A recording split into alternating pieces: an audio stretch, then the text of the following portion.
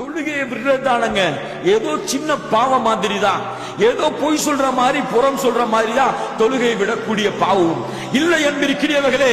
தொழுகையை விடுவது குஃபர், தொழுகையை விடுவது அல்லாஹ்வை மறுப்பதற்கு சமம். அபீ ஹுரைரா ரலியல்லாஹு அன்ஹு சொல்லுகிறார்கள், அல்லாஹ்வுடைய தூதர் ஸல்லல்லாஹு அலைஹி வஸல்லம் கூறுவதாக, முனாஃபிக்குகளுக்கு சிரமம் உள்ள தொழுகை என்றால் அது ஸலாத்துல் ஃபஜ்ரும் ஸலாத்துல் இஷாவும். இது முனாஃபிக்குகளுக்கு தான் சிரமமான தொழுகையாகும்.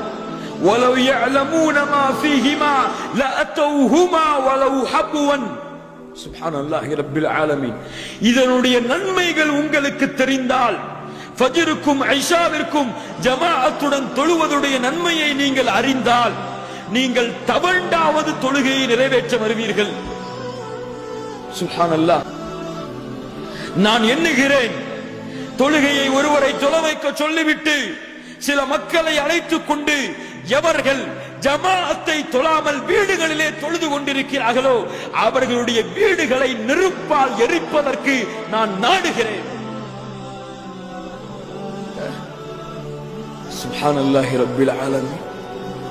யார் ஜமாஅத்தை தொழாமல் வீடுகளிலே தொழுது கொண்டு கொள்கிறார்களோ அவர்கள் நெருப்பால் எரிக்க தகுதியானவர்கள். ரசூலுல்லாஹி ஸல்லல்லாஹு அலைஹி வஸல்லம் சொன்னார்கள், பெண்களையும் குழந்தைகளையும் கருத்தில் கொண்டு அவர்கள் வீடுகளை எரிப்பதிலிருந்து நான் தடுத்துக் கொள்கிறேன் என்ன என்று.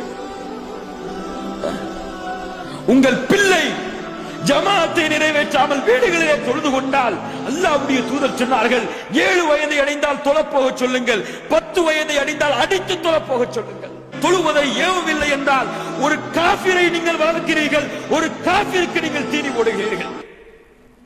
லா இலாஹ இல்லல்லாஹ். மார்க்க சட்டம் அப்படித்தான், ஷரீஅத்துடைய தீன் அப்படித்தான். நமக்கு புரியவில்லை. அது நமக்கு என்னங்க தொழுகையை விடாட்டா குஃபுருங்கிறீங்க? ரசூலுல்லாஹ் சொல்லுகிறார்கள் குஃபுர் என்று. தொழுகாதவனை ரசூலுல்லாஹ் முஸ்லிம் ஜமாஅத்திலே சேர்க்கவில்லை. சுப்ஹானல்லாஹி ரப்பில் ஆலமீன். ஆனால் தகுந்த காரணம் இருக்கிறது.